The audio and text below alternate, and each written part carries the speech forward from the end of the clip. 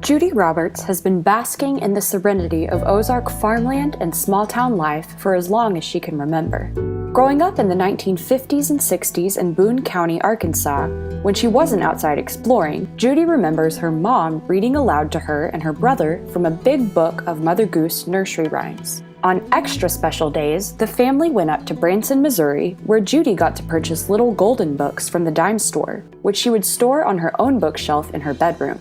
When it came time to write for school projects, Judy's mom encouraged her to think beyond the ordinary for topics and arguments. She thought thinking creatively before you even put pen to paper would cultivate writing that was just a cut above the rest. Judy's parents and grandparents also valued practicing reading for the purpose of participating in community. Before Judy was born, her grandma, a very industrious woman, planned and built a new church in Harrison. Years later, Judy's grandma decided that playing the piano on Sunday mornings would be just the right way for Judy to give back to her community, so she sent her to piano lessons. Of course, Judy always left church with pamphlets from the Baptist Association to read and practice with during the week, but she spent most of her practice time learning to read sheet music, spending time every day poring over hymnals so she could serve her community. After hearing about her grandma's church plant, it should come as no surprise that Judy's family has owned abundant farmland, a general store, a dress shop, and a canning factory in Boone County. For many years, they provided materials from their farms to the College of the Ozarks, reminding us that places and institutions that cling to different values and practices for reading and writing can reciprocate support to provide literacy resources to others in local communities. But if we look more closely at Judy's lifelong development as a reader and writer, we see that outside forces can intervene into our local places too. We see that world wars can send people home from college for good, like with Judy's grandfather, or send people back to college who never thought they'd go, like with the many, many young widows of American soldiers in Vietnam who Judy met when she was in business college in Springfield. When Judy left business college to work as a bookkeeper for a manufacturing company, years after she learned how to do everything by hand, she had the opportunity to practice reading and writing in a new medium thanks to the advent of computers. Judy remembers having a knack for the fancy new programs they used for bookkeeping and accounting tasks. Her coworkers were always asking her to test and critique new programs, which Judy enjoyed and did with skill and ease. All of these experiences from Judy's life remind us that we all push against global forces in our own ways. We shape them with our own actions with reading and writing in our local places in the world.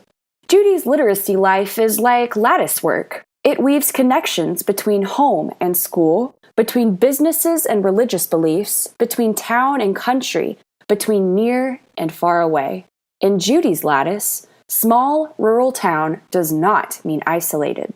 It shows how national or global events that seem distant and far away can push and pull on our lives in small towns and rural places in ways that can often go unnoticed.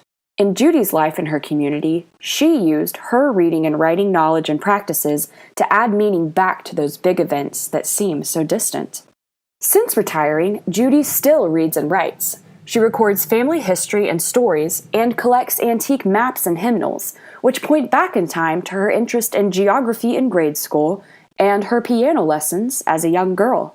Her contributions as a recorder for the Boone County Historical Society emulate her family's commitment to sharing the resources they have in order to give others access to resources for reading and writing. This trickle-down of values, support, and connections across time and space shows that our experiences with reading and writing in our communities don't happen in isolation. Through Judy's life, we can see how our reading and writing clasps hands with the reading and writing practices in another life, another community, another place in the world.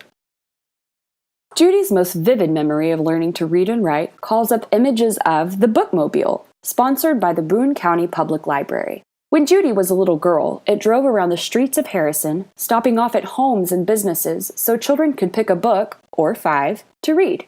Summers were prime time for visits from the bookmobile, Judy remembers. She'd borrow book after book, taking them up to the roof of her grandma's general store to read and read. That bookmobile, she says, was her lifeline. And lots of students today, like Judy, have their own lifelines out of school that are wrapped up in reading and writing. And these lifelines often rely on spaces, places, and artifacts to cultivate meaning. Judy's life shows that when person and place engage, stories emerge. Memories cohere. And in classrooms today, teachers might welcome students to bring their whole selves into that space by asking, "What's your lifeline? And what do you want to say about it?" By creating space in classrooms for speaking and listening about places and materials that spark a spirit of inquiry in students, teachers can give them the opportunity to become co-researchers by starting from a cultural world that they already know. Like in Judy's life, this lets students contribute to lattice work. They bring knowledge and stories from different experiences in their lives to the classroom, from spending time at your grandma's general store to playing the piano for church, and share their interests with other students. If teachers encourage students to use these experiences as ideas for writing, ideas for community inquiry research, oral history research, or even just simply for the purpose of blending every student's everyday with the world of the classroom, perhaps our schools can participate more authentically in the latticing that students do day by day in their worlds outside of school, as exemplified in the life of Judy Roberts.